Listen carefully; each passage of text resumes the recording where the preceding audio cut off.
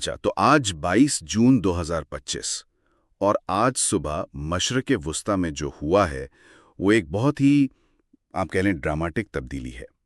امریکہ نے براہ راست مطلب ڈائریکٹلی ایران کی جوہری تنصیبات پر فضائی حملے کیے ہیں۔ جی یہ جو اسرائیل اور ایران کے بیچ پہلے سے کشیدگی چل رہی تھی نا، جی اس میں یہ ایک بہت بہت بڑی پیش رفت ہے۔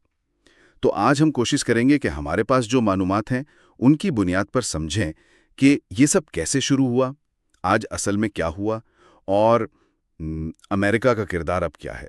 جی یہ واقعی ایک بہت اہم موڑ ہے اور اس کی جڑیں جیسا آپ نے کہا کافی گہری ہیں۔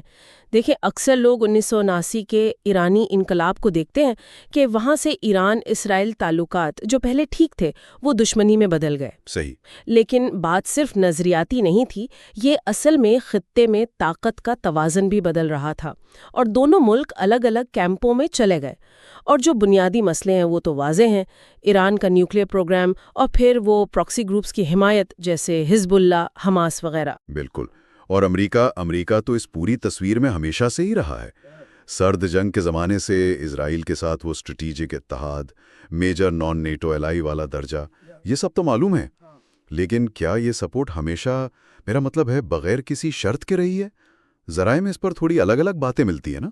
ہاں، یہ ایک دلچسپ نقطہ ہے۔ بظاہر تو دیکھیں اربوں ڈالر کی فوجی امداد ہے، آئرن ڈوم جیسا دفاعی نظام، یہ تو حقیقت ہے، اور امریکی سیاست میں بھی اسرائیل کی حمایت کافی مضبوط ہے۔ وہ نظریاتی وابستگی، لابیز کا اثر، مشترکہ جمہوری اقدار کا ذکر، یہ سب ہے۔ جی، ریپبلکن ہو یا ڈیموکریٹ، بنیادی طور پر دونوں حامی نظر آتے ہیں۔ لیکن کچھ تجزیے یہ ضرور کہتے ہیں کہ پچھلے کچھ سالوں میں خاص طور پر ڈیموکریٹک پارٹی میں کچھ آوازیں اٹھی ہیں کہ امداد کو اسرائیل کی کچھ پالیسیوں سے جوڑا جائے۔ اچھا، اگرچہ عملی طور پر ابھی تک کوئی بڑی تبدیلی آئی نہیں ہے۔ ٹھیک۔ تو اس پس منظر کے ساتھ آج کے واقعات پر آتے ہیں۔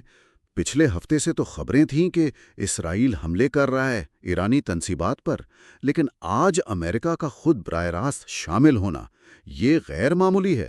خاص طور پر یہ B-2 اسٹیلتھ بامبر طیاروں کا استعمال اور وہ 30,000 پاؤنڈ والے بنکر بسٹر بم۔ جی بالکل۔ یہ تو کوئی چھوٹی موٹی بات نہیں ہے۔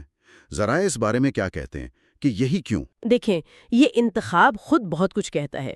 بنکر بسٹر بموں کا مقصد ہی یہی ہوتا ہے کہ زمین کے اندر گہرائی میں جو مضبوط کنکریٹ کی تنصیبات ہیں انہیں تباہ کیا جائے، اور مانا یہی جاتا ہے کہ فورڈو، نتنز اور آصفہان میں ایران کی جو جوہری جگہیں ہیں وہ اسی طرح بہت محفوظ بنائی گئی ہیں۔ ان بموں کا استعمال جو صدر ٹرمپ انتظامیہ کے تحت ہوا، یہ دکھاتا ہے کہ امریکی انٹیلیجنس کو ان جگہوں کی گہرائی اور مضبوطی کا اندازہ تھا، اور مقصد صرف نقصان پہنچانا نہیں تھا بلکہ انہیں مکمل ناکارہ بنانا تھا۔ یہ ایک صاف پیغام ہے کہ امریکہ ایران کو جوہری ہتھیار بنانے سے روکنے کے لیے کتنا آگے جا سکتا ہے۔ اور ایران کا رد عمل؟ خبریں تو ہیں کہ اسرائیلی شہروں پر میزائل داغے گئے۔ کیا ان کی کامیابی یا شدت کے بارے میں کچھ پتہ چلا؟ ابھی تک جو رپورٹس ہیں ان میں تھوڑا فرق ہے۔ کچھ ذرائع کہہ رہے ہیں کہ ایرانی حملے محدود تھے اور زیادہ تر ناکام ہوئے، شاید اسرائیلی دفاعی نظام کی وجہ سے۔ اچھا۔ جبکہ کچھ دوسرے علاقائی ذرائع بتا رہے ہیں کہ رد عمل زیادہ شدید تھا اور نقصان بھی ہوا ہے۔ سچائی شاید بیچ میں ہی کہیں ہو۔ لیکن اہم بات یہ ہے کہ جواب آیا ہے، جس سے پوری دنیا میں خطرے کی گھنٹیاں بج گئی ہیں۔ جی۔ امریکہ کا موقف تو صاف ہے، ایران کو ایٹمی طاقت بننے سے روکنا اور اسرائیل کا دفاع کرنا۔ لیکن سوال یہی ہے کہ کیا اس سے کشیدگی کم ہوگی یا مزید بھڑک جائے گی؟ بالکل، اور یہیں سے پھر علاقائی اور عالمی اثرات کا سوال آتا ہے۔ سب سے بڑا ڈر تو یہی ہے کہ آگ پھیل نہ جائے۔ ذرائع میں حوثیوں کا، حزب اللہ کا، یہاں تک کہ خلیجی ریاستوں کے بھی ممکنہ طور پر ملوث ہونے کا ذکر ہے۔ یقیناً، اور خطرہ یہ بھی ہے کہ غیر ارادی طور پر بھی صورتحال قابو سے باہر ہو سکتی ہے، مطلب ایک غلط اندازہ، کوئی چھوٹی سرحدی جھڑپ اور پورا خطہ لپیٹ میں آ سکتا ہے۔ صحیح۔ بین الاقوامی رد عمل تو آنا ہی تھا۔